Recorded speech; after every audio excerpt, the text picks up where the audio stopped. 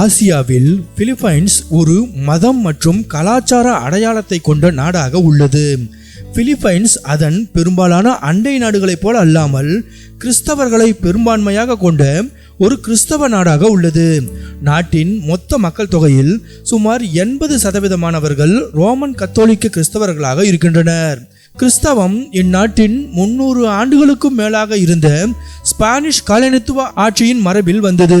அதே சமயத்தில் பிலிப்பைன்ஸின் கிறிஸ்தவம் வெறும் ஐரோப்பிய வடிவத்தில் மட்டுமல்லாமல் மாறாக இது உள்ளூர் மரபுகள், உணர்வுகள் மற்றும் சமூக வாழ்க்கையால் மறுவடிவமைக்கப்பட்டுள்ளது. பிலிப்பைன்ஸில் மதம் ஞாயிற்றுக்கிழமைகளில் தேவாலயங்களுக்கு செல்வதோடு நின்று விடுவதில்லை. அது அன்றாட வாழ்க்கையில் பின்னி பிணைந்துள்ளது. பொது இடங்களில் மத சின்னங்கள் இடம்பெறுகின்றன. பிலிப்பைன்ஸின் பிரபலமான ஜீப்னி வாகனங்கள் பைபிள் வசனங்களை தாங்கி செல்கின்றன. கூட்டங்கள், வகுப்புகள் மற்றும் விளையாட்டு நிகழ்வுகளுக்கு முன்பு பிரார்த்தனைகள் பொதுவானவை. கலாச்சார ரீதியாக பிலிப்பைன்ஸ் குடும்பம் மற்றும் சமூகத்திற்கு மிகுந்த முக்கியத்துவம் அளிக்கிறது. கப்வா என்ற கருத்து பரிவு மற்றும் ஒற்றுமையை வலியுறுத்துகிறது. சொந்த பந்தங்கள் பெரும்பாலும் நெருக்கமாக வாழ்கின்றன.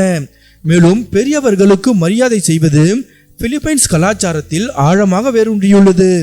முக்கிய முடிவுகள் தனித்தனியாக அல்லாமல் பெரும்பாலும் குடும்பமாக எடுக்கப்படுகின்றன.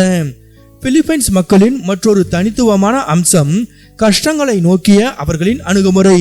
நாடு அடிக்கடி இயற்கை பேரழிவுகள், பொருளாதார சவால்கள் மற்றும் வரலாற்று எழுச்சிகளை எதிர்கொண்ட போதிலும் பிலிப்பைன்ஸ் மக்கள் மீள்தன்மை, நம்பிக்கை மற்றும் நகைச்சுவைக்கு பெயர் பெற்றவர்கள்.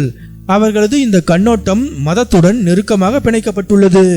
மத நம்பிக்கை பிலிப்பைன்ஸ் மக்களுக்கு கடினமான காலங்களில் மன உறுதியையும் அர்த்த உணர்வையும் வழங்குகிறது.